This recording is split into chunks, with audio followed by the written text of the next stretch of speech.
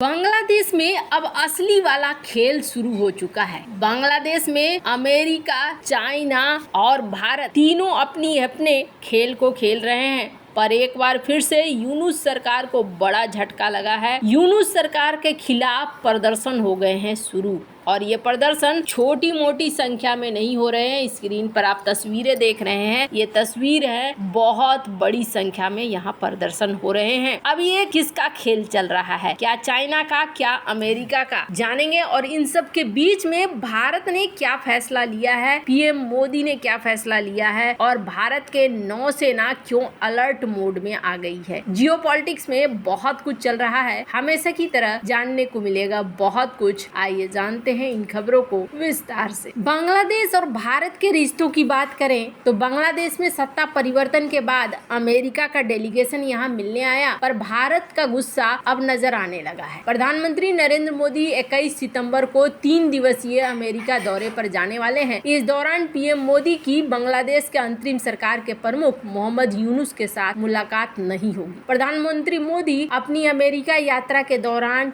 UN में summit of the future को संबोधित करने वाले हैं। महासभा के दौरान बांग्लादेश की ओर से मोहम्मद यूनुस की पीएम मोदी के साथ बैठक आयोजित करने का अनुरोध किया गया था, मगर भारत इसके लिए तैयार नहीं है। भारत के इस रवैये से साफ हो गया है कि पीएम मोदी मौजूदा हालात में यूनुस के साथ कोई बैठक नहीं करना चाहते हैं। बांग्लादेश की सत्ता से बेदखल होने के बाद शेख हसीना ने भारत में शरण ली है, और इसे लेकर बांग्लादेश के नेता समय समय पर नाराजगी जताते रहते हैं। इसके साथ ही बांग्लादेश की ओर से शेख हसीना की सरकार गिरने के बाद कुछ ऐसे कदम उठाए गए हैं जो भारत ने पसंद नहीं किया है। बांग्लादेश में चीन और पाकिस्तान के बढ़ते प्रभुत्व से भी भारत नाराज है। माना जा रहा है कि इन मामलों को लेकर मोदी सरकार बांग्लादेश से खुश नहीं है। कूटनीतिक जानकारों का कहना है कि बांग्लादेश की ओर से पीएम मोदी के साथ यूनुस की बैठक का अनुरोध सोची समझी रणनीति के तहत किया गया। इस बैठक के दौरान यूनुस शेख हसीना सरकार के गिरने के बाद दोनों देशों के बीच उभरे कुछ मुद्दों को सुलझाना चाहते थे, मगर प्रधानमंत्री मोदी यूनुस के साथ किसी भी बैठक के लिए तैयार नहीं दिखे। इससे भारत की बांग्लादेश के प्रति नाराजगी के रूप में देखा जा रहा है। हालांकि इस बाबत सफाई के तौर पर सरकार से जुड़े सूत्रों का कहना है कि पीएम मोदी का पहले ही अमेरिका में काफी व्यस्त कार्यक्रम है। इस व्यस्त कार्यक्रम के कारण पीएम मोदी के लिए किसी भी दूसरी बैठक के लिए समय निकालना संभव नहीं है। प्रधानमंत्री मोदी 21 सितंबर को डेलावेयर के विल्मिंगटन में क्वाड देशों की बैठक में हिस्सा लेंगे और 23 सितंबर को यूएन के महासभा को संबोधित करेंगे। इसके अलावा उनके भारतीय समुदाय के लोगों से मिलने के भी कार्यक्रम तय हैं। अमेरिका में राष्ट्रपति पद का चुनाव लड़ रहे पूर्व राष्ट्रपति डोनाल्ड ट्रंप ने भी पीएम मोदी के साथ बैठक होने की बात कही। वैसे भारत के सूत्रों का कहना है कि ट्रंप के साथ अभी तक कोई बैठक तय नहीं है, मगर न्यूयॉर्क में दोनों नेताओं के मुलाकात की संभावना से इनकार नहीं किया जा सकता है। इसके साथ ही पीएम मोदी की कई वैश्विक नेताओं और बिजनेस लीडर्स के साथ भी मुलाकात होगी। ऐसे में अमेरिका यात्रा के दौरान प्रधानमंत्री मोदी के कार्यक्रम को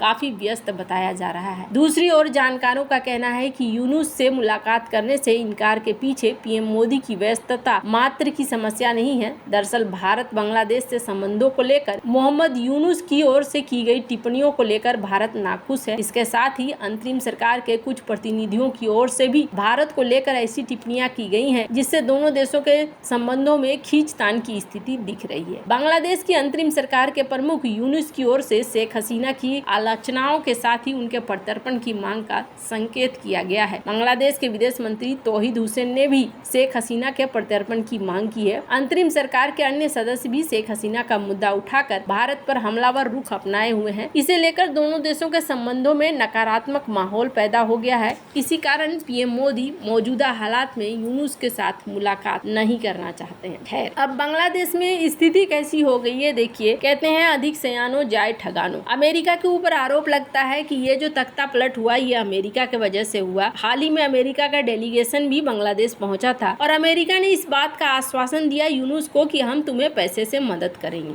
लेकिन अभी सीन क्या हो रहा है, सीन एकदम से उलट हो गया है। स्क्रीन पर एक भीड़ देखिए। ये भीड़ किसकी भीड़ है? ये बीएनपी पार्टी की भीड़ है, और बीएनपी ने इतना भीड़ जुटा लिया है। इस भीड़ को देखकर ही समझ में आ रहा है कि यहाँ पर एक अलग लेवल का खेल चलने लगा। लग रहा है। बीएनपी बोले तो बांग्लादेश नेशनल पार्टी, जो कि खालिदा जिया की पार्टी है और ये फॉर्मर प्राइम मिनिस्टर रह चुकी हैं। ये चाहती है ये पार्टी कि जल्दी से जल्दी चुनाव हो। यूनुस तुम सत्ता पर बैठे मत रहो, अब यहाँ पर चुनाव कराओ। चूंकि शेख हसीना चली गई है और शेख हसीना के जाने के बाद सबसे पहली चीज ये होनी चाहिए कि अब यहाँ पर चुनाव होना चाहिए। यहाँ पर बातें करते हुए इन्होंने ये भी कहा कि जब प्रोटेस्ट हो रहा था, प्रदर्शन हो रहा था शेख हसीना के खिलाफ, तो हमारे 422 लोग मारे गए हैं। हम चाहते हैं कि एक बार फिर से इलेक्शन हो, फिर से चीजें हो। लेकिन यूनुस का क्या कहना है? यूनुस का कहना है कि देखिए, इलेक्टोरल सिस्टम में रिफॉर्म लाने की जरूरत है। सबसे पहले तो हमें बदलाव लाना होगा, जो सुनने को तैयार नहीं दिख रही है बीएनपी की पार्टी। अब हो क्या रहा है? अब ये हो रहा है कि बीएनपी की पार्टी जहां ये सुनने को तैयार नहीं है, वहीं जमाते इस्लामी को इस चीज का सपोर्ट मिल रहा है, बीएनपी को सपोर्ट मिल रहा है कि हाँ जी, आप यहाँ पर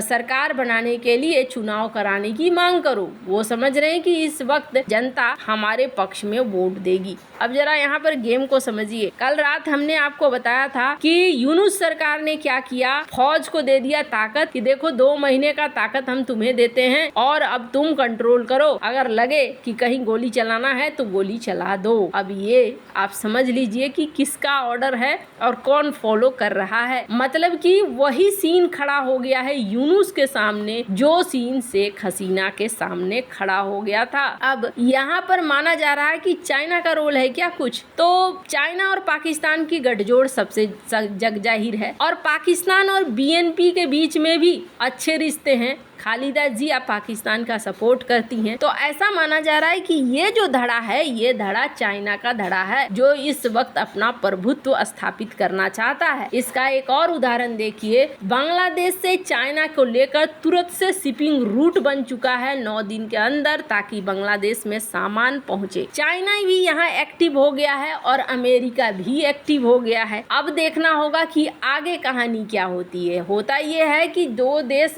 जब देश के अंदर जनता झगड़ती है, लड़ती है, तो सबसे ज्यादा समस्या जनता को ही होता है, इन नेताओं को समस्या नहीं होती है। और ऐसा ही सीन यहाँ पर हो रहा है। अब इन सब के बीच में चूंकि हालात ऐसे हो गए हैं कि मालदीव वाला सीन एक बार फिर से भारत के अंदर हो रहा है, तो भारत को भी तैयार रहने की जरूरत है। इंडियन नेवी के टॉप कमांडर 17 सितंबर को मिले कि किस तरीके से अब बांग्लादेश की वजह से हमारी रीजनल सिक्योरिटी खतरे में आ रही है, हमें उसके लिए तैयार रहना होगा। चाइना यहाँ पर एग्रेसिव टैक्टिक्स इस्तेमाल कर सकता है। मिलिट्री चाइना की और पाकिस्तान के बीच में जो सपोर्ट है वो चैलेंज बन सकता है। अब हमारे लिए बांग्लादेश एक चैलेंज बन चुका है, इसलिए नेवी भी इस मामले में ध्यान देकर बैठक कर रही है कि आने वाला कोई भी खतरा होगा उससे लड़ने के लिए भारत तैयार रहे। बांग्लादेश में अब सीन एक बार फिर से वहीं पर आ खड़ा हुआ है जहां पर शेख हसीना के समय था। मतलब साफ है